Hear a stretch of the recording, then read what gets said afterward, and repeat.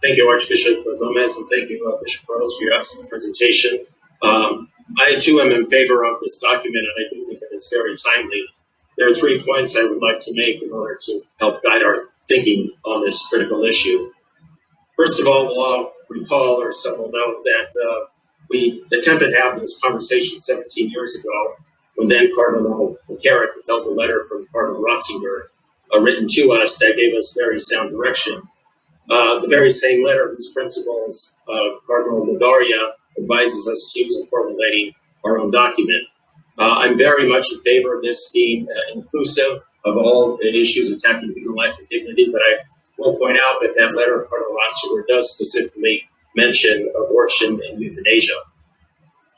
But even McCarrick would say repeatedly, it almost became a refrain, that we are united in our teaching.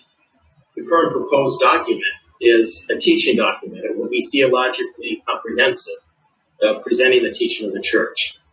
And so while we have to accept that different prudential judgments can legitimately be made about how best to promote church teaching and apply church discipline, I certainly hope we can all agree on the substance of church teaching, and therefore that which will be the content of this document.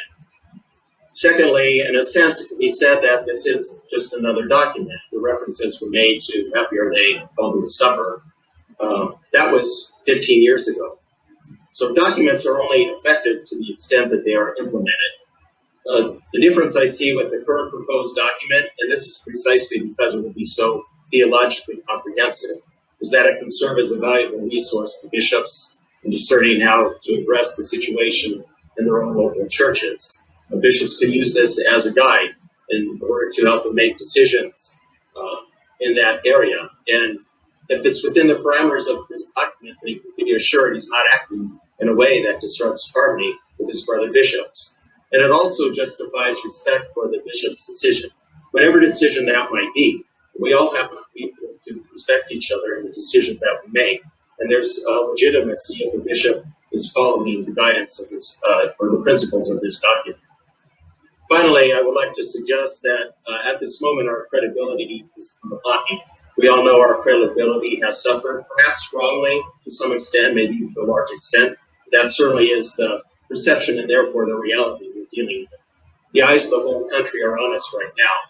If we fail now and do not act courageously in presenting church teaching, again, this is a teaching document, comprehensive, but presenting this teaching clearly and convincingly on this core of Catholic value, how can we expect to be taken seriously when speaking on any other topic?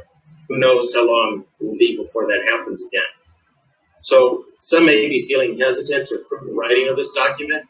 I would remind all of us of the biblical injunction that St. John Paul II repeated throughout his pontificate from literally day one, to the point that it became identified with him, especially because he modeled it so well. Be not afraid.